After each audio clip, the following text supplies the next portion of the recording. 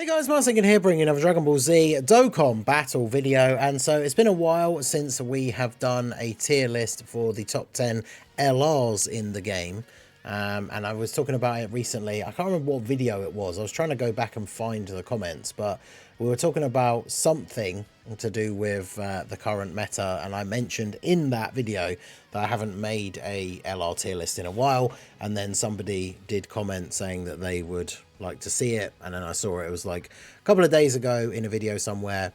Somebody mentioned again, like, you know, oh, you said you were going to make another LR tier list.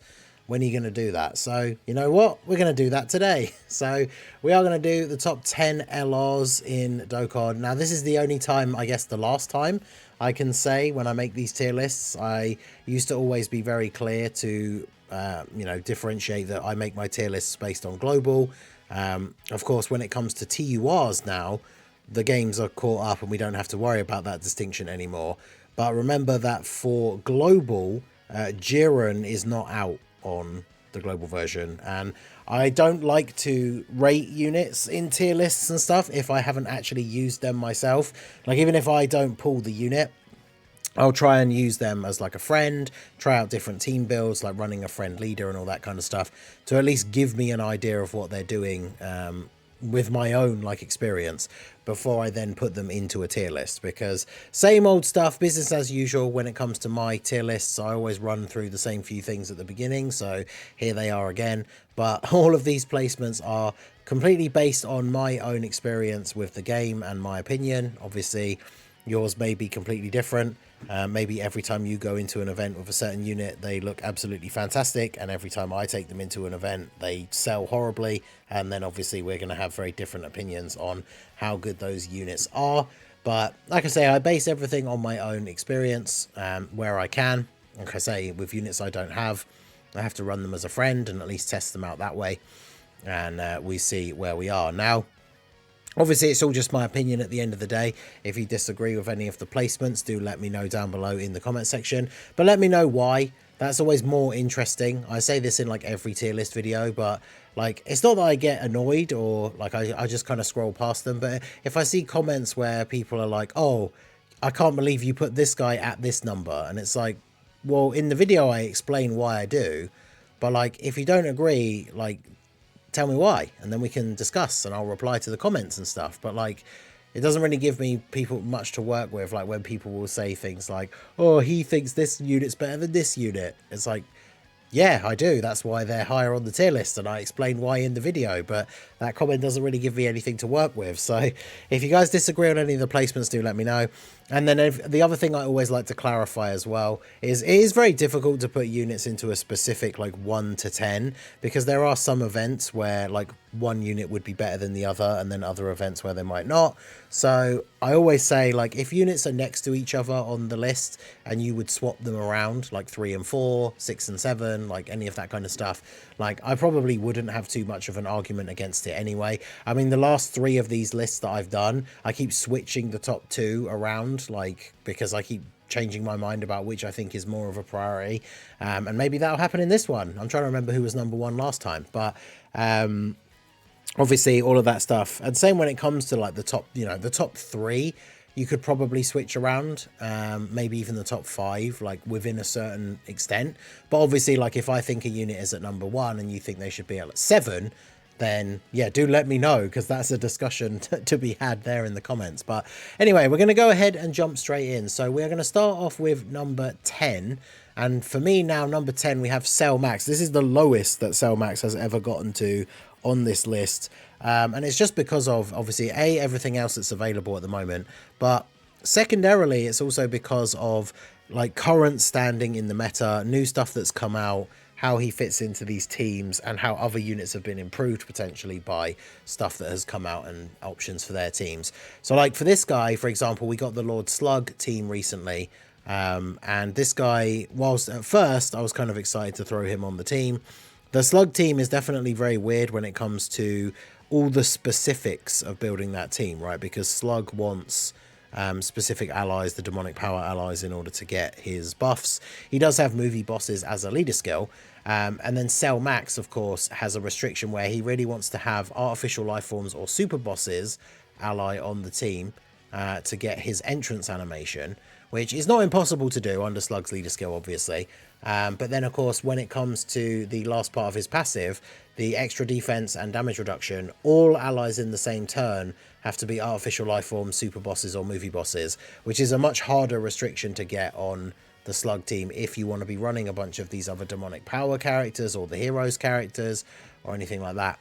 I mean, you can get a rotation with like Janemba, and this guy can still be pretty good. It's not like you can't run him on the team, but he doesn't fit as well now that movie heroes and like movie bosses and super bosses has kind of been broken up a little bit.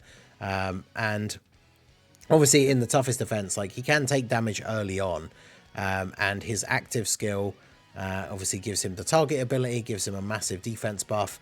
I mean, as far as I'm like, mine has 2 dupes, and even with only the 2 dupes, like once on the turn where you use the active skill and he gets that big defense buff, there's like no attacks in the game that can kill him outside of like those, is it 2 Peppy Gals bosses that have the meme like 999 million like damage super, but no one else in the game is like doing damage to him, right? So he is still very, very good, and I think being at 10 on the list is not necessarily in any way indicative that he's bad. Like being the 10th best unit in the game is still pretty good if a bunch of the other units are good.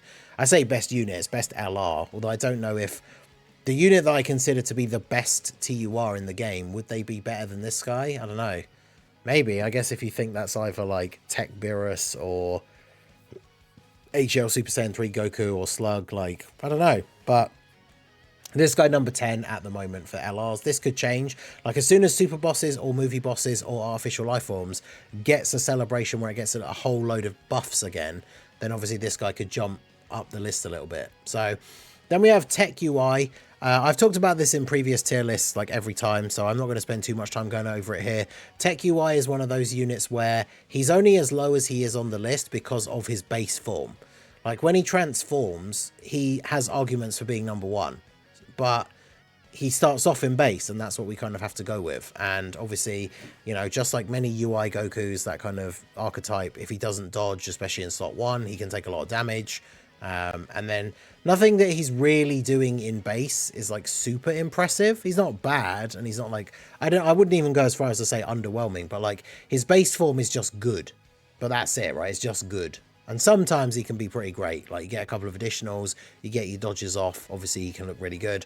And then once he transforms, he becomes absolutely crazy. So he's one of those units where it's kind of hard to place him on the list because it depends what you think about like how long you have to wait to be able to use the active skill, whether that's a huge issue or not. And like I said at the beginning, like you could take him into events and he just always dodges for you all the time, and so then you'd have him a lot higher on the list. But I would say in base, I don't think he's better than any of the units that are above him on the list. Once he's transformed, he potentially is better than a lot of those units, but he starts off as base, and he's going to be in base for the first few turns. So that's how I choose to rate him. Let me know what you guys think down below. But he is at number 9 currently. And then at number 8 and 7, we have the Blue Evolution Vegeta and AGL UI Goku. I think it's fair to put these two next to each other for the most part because they are so very similar. But Goku kind of edges out the victory over this Vegeta in terms of which one is better. I think mainly because of the turn 1 guaranteed dodge. I talked about this in the previous tier list before. I always have these guys together. I even mention sometimes, like, personally, I like Vegeta. I mean, you guys know I like Vegeta more as a character anyway, but I like Vegeta more sometimes because it is always annoying when you have to rely on dodge, like dodge or die in harder events, like, and it doesn't come through for you. Whereas obviously Goku does have guaranteed dodge on turn 1, and then he builds up extra dodge each time he dodges. But if he's not dodging in slot 1, especially against a tough hitting boss after the first turn, he can take quite a lot of damage. And then Vegeta, once he gets like built up, is really good at tanking, but obviously early on can still take a lot of damage in slot 1. Goku just straight up gets the better like ability with the guaranteed dodge. And of course, once they get their revival, they get their special ability again, which obviously Goku guaranteed dodge on the next turn after he's revived. But for Vegeta, it's just guard on the first turn. And then after he revives, he gets guard again, which obviously guard is nowhere near as good as 100% chance to dodge. And then, of course, they both get the massive buff when anyone on the team revives, which just makes them both go absolutely crazy. I think UI's abilities make him a unit that will age way better. Like, obviously, if we get to a power creep level where both of these guys would be taking 1,000,000 damage from normals, well, Goku automatically dodges on turn 1. So in short events and like easy A's and stuff, like, he will always be useful. Whereas obviously Vegeta could age out defensively, potentially. But these guys are at 8 and 7. They're still very, very strong. Like, UI Goku's on a lot of teams and very much often becomes like the 6th pick. Like, if I'm making a random team like Kamehameha or some of these other categories, like, if I don't know who to put on as the last unit, I can just throw AGL Goku on there and he can be really good because he's got no restriction in his passive where he needs Universe Survival Saga or Realm of Gods or anything like that. So you can just throw him onto a team and he can be really, really good. And you could argue that he should be higher on the list because of that. And, you know, maybe that would be a good point. So let me know what you guys think. But 8 and 7 is Blue Evolution Vegeta and then AGL UI Goku. So that takes us to number 6, where we have Tech Broly. Now, I think this is possibly, again, the lowest position that I've had Broly in. And it's not in any way because I don't think he's good, right? He's like this mega powerful slot 1 tank or turn 1 tank where he just doesn't take damage on turn 1. For the most part. Now, obviously, like, you know, you go into like Janemba, who's probably the hardest hitting, like, short form phase fight in the game, and this guy does take damage if he gets supered by Janemba on turn 1. And in fact, it can be quite a lot of damage depending on your dupe investment into this unit. But for the most part, really, really good, really solid defensive unit, barely takes damage from most difficult content. And then, of course, once he transforms into Legendary Super Saiyan Broly, he's not only still incredibly tanky for the first couple of turns, but he's then doing a lot of damage, gets the AoE, the active skill obviously makes him pop off as well, the active skill really easy to get. So Tech Broly is still an absolutely fantastic unit. I think it's one of those things where until we get some new, more powerful LRs release, and of course these guys come back for the first time, is when we'll see the meta kind of shift in terms of people's thoughts on these LRs. Because obviously the worldwide LRs have not returned at all yet. So people have only had that time since the worldwide to use them and not pick up any dupes or anything since then. But of course all the worldwide characters will be returning on the anniversary banners in like 2 months time. So Broly at number 6, again, only really because the other units above I think are so good that you can make arguments for them all being above him, right? So he is at number 6, and then at number 5 we have the Int Broly. Now, when I made my first tier list after the worldwide celebration, I put this guy way lower on the list and definitely below Tech Broly. But as I've used him more as a friend, and obviously, like we talked about on the podcast, Minato is a big fan of this Int Broly and thinks he's super underrated. So as I've tried him out a bit more, I definitely can see how this guy can be absolutely crazy, especially if you're building a team with him as the leader. Like, while his domain is up, he is defensively really, really strong. His leader skill is really good. Like, you can make a really fun team with his leader skill. And if you are running double Int Broly, then obviously as soon as the first one's domain runs out, then you use the domain for the other one. And then obviously both Int Brolys are still getting the effect of the domain being up. And then it becomes a significantly long amount of time that you have that domain active. And both of these guys are really, really good. This is the number 1 unit that I'm looking forward to getting copies of when the anniversary banners come out and these worldwide units all return, because I think this guy is massively underrated. And like I said, it might be just because, you know, the worldwide banners, these units haven't returned. If you didn't pull them, then obviously you won't have had a chance to use them at all, other than using them as a friend unit. So hopefully as more as these guys come back and more people get to use them, then the opinion on Int Broly could shift. But he's got a very fun team, like the Tech Beerus Super Easy A. Int Broly's one of his few 200% leaders. He fits on that team quite nicely because Broly's another one of these characters that doesn't have big bad bosses. So it doesn't hurt Broly and his build of the team to have someone like Beerus, who's a really good unit, but also doesn't have big bad bosses on that team. So let me know what you guys think of Int Broly. Do you think he's too high? Do you think he shouldn't be higher than Tech Broly? Let me know your thoughts down below, but I have him at number 5. So then we move on to number 4, and this was one where I really wasn't sure where to place him and whether he should be lower or higher, but I tried to base it on the strengths of the units below and what I use them for, and then this guy. But at number 4, we have Physical Janemba with his Easy A. Because I realised when I was putting together the list, this guy did not have his Easy A the last time I made one. So he wasn't on the previous tier list that I made. And so I had to think about, well, where would I put this guy? What does he do? What am I using him for? And the thing is, like, with his Easy A, he's an insanely good unit now, right? Super strong defensively, can hit really good attack stats, has the Rage mode, which of course has the ability to cancel out supers. The Rage mode has the very interesting mechanic where it has the full field orb change, and then he has like a nuking style passive, so that first attack is basically guaranteed to be a big hit. I think on a 200% lead it's like 17 million or something like that, because you've picked up the whole orb field, so it's always going to be the same every time because it's 23 orbs. I think it's around 17 million if it's on a 200% lead, and then obviously the following 2 attacks after that kind of depends how many orbs you get through RNG. But he's really good. He's very strong defensively. They did away with all these horrible restrictions where, like, putting him, you're kind of like forced to put him in a certain slot in order to get him to build up. You can get him to build up nice and easily now by using him regardless of where it is on the turn. Like, he has the guard guaranteed. That was the worst part, like guard being restricted to a certain number of turns. He has extra damage reduction on turn 1, which is kind of interesting. Like, it's just useful for some of these difficult events, like his own one, right? Like, Physical Janemba is probably one of the most annoying bosses in the game. Like, at least with some of the longer events, you have some time to build up. Janemba's just a menace from turn 1. So he's really good, right? He obviously also has the ability to nullify Ki Blast super attacks, as well as having a chance to just dodge super attacks. So I think this guy's really good. And it was just like, when looking at the units around him, this guy kind of relies on the domain up to being up to be as strong defensively as Janemba.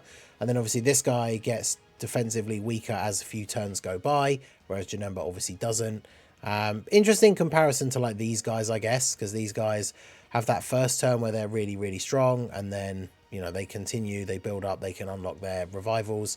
But yeah, I think Janemba being above these guys, I think I'm quite happy with that. But like I say, if you think either or both of the Brolys are better than him, do let me know down below.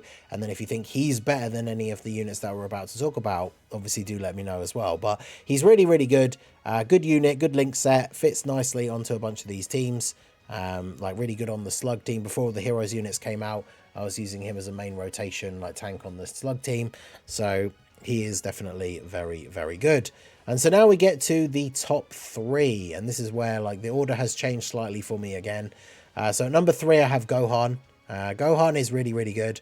I think before we get into it, I'll mention what I said at the beginning again. I think with these top 3, you could maybe have them in any order, and I probably wouldn't argue, although I don't know if I would put Gohan at number 1. I think Gohan should be number 3, but you could argue him at 2 over one of these other 2 characters, I guess. But I would put Gohan at 3.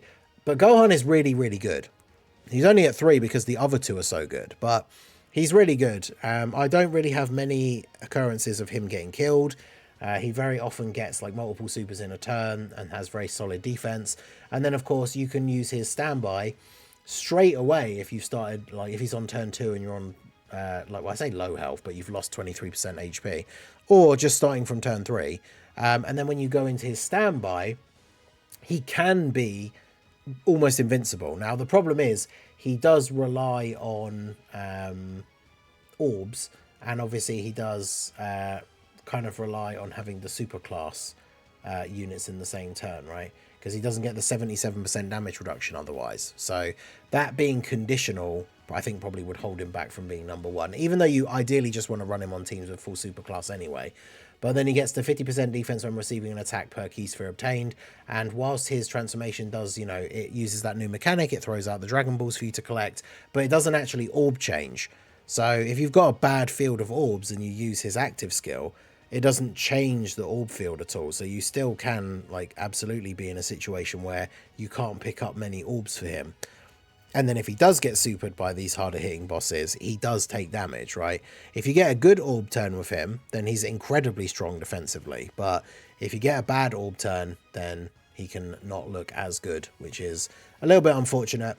That same issue does come across when we talk about the next unit as well, but there's a bit of a difference there, which we will obviously address. But yeah, Gohan, very good. The standby, very tanky. Obviously, if you get the orbs that you need and the Dragon Balls, the Family Kamehameha Super hits like super, super hard. It's very, very good. Great animations and everything. But yeah, very, very strong unit on a lot of teams. Big bonus for some reason that they put him on the Majin Buu saga. We talked about this a whole bunch. Why, for some reason, they put these guys on there, the Go Bros. But Broly from that movie isn't on the Buu saga. Very weird. But this guy at number 3, I think I'm pretty comfortable with that.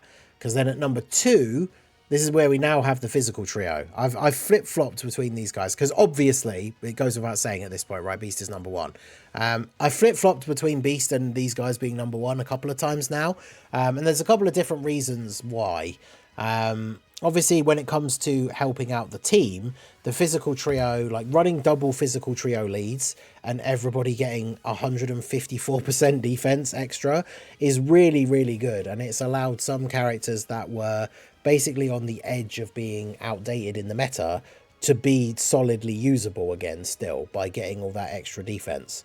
And that's really cool. And they help out the team a significant amount. They actually do pretty good damage as well as being very strong defensively. And then, of course, they have their standby, where they stand by into the Super Saiyan Goku. And this guy also can be basically invincible once you go into his standby. I've had him tank like some of the hard-hitting super attacks for double-digit damage. He does orb change, which is a lot more useful. And he does get guaranteed guard, so it's not conditional, unlike the Gohan. And he changes the orbs, in orbs to physical. Because he changes a specific type of orb, you can kind of try and set it up previously as well. And then obviously he does get a ton of ki. He gets extra defense when receiving an attack for every 3 ki. And if ki is 24, he gets extra damage reduction. So he doesn't rely on the number of orbs obtained. He just relies on what his ki is at. And because he gets extra ki from orbs, which he then also creates, it's very easy for him to be very tanky compared to Gohan. Now, Gohan, it's still easy for him to be good defensively, but it's just not as easy to reach the same levels of tankiness that this Goku can, right?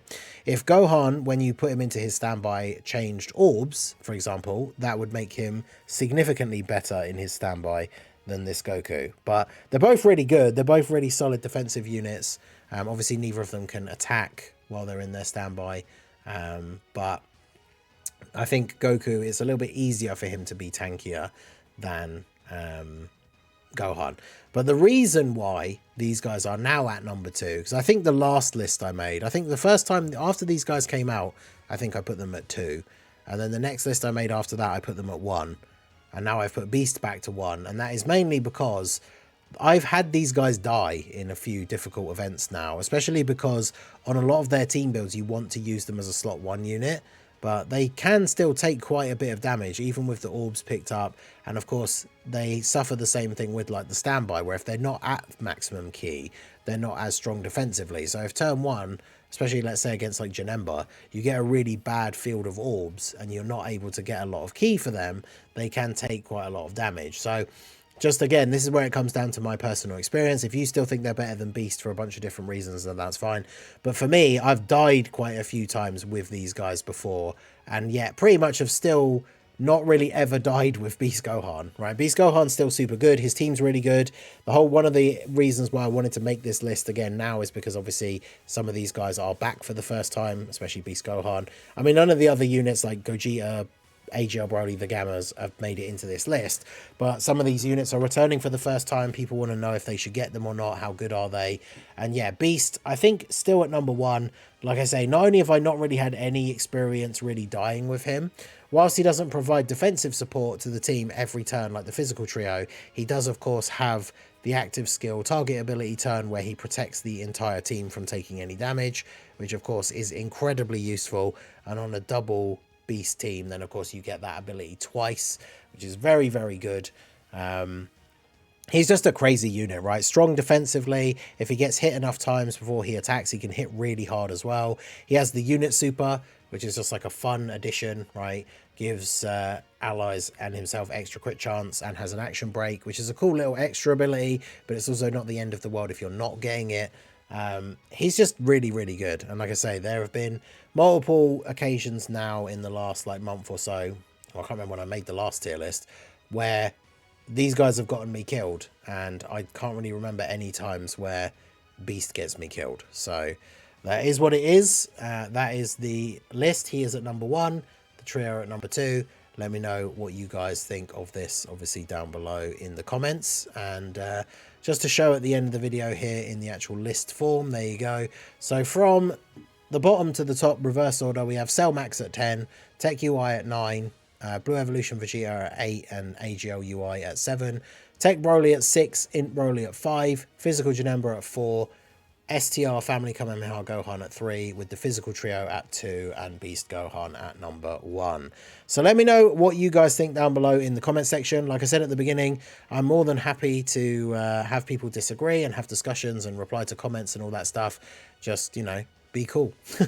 There's nothing more annoying than like people leaving like insulting comments and stuff like that. Like I say, it doesn't bother me. I just scroll past them and occasionally sometimes delete them because don't need that negativity going on. But like, if you genuinely want to understand more reasonings, or you want to have like a discussion about why you think a unit should be in a different place, I'm more than happy to do that. I'm not wasting my time with the more negative comments that don't provide any actual like explanation or substance, right? Because ain't nobody got time for that. So let me know what you guys think down below in the comment section. Let me know what your top 10 would look like.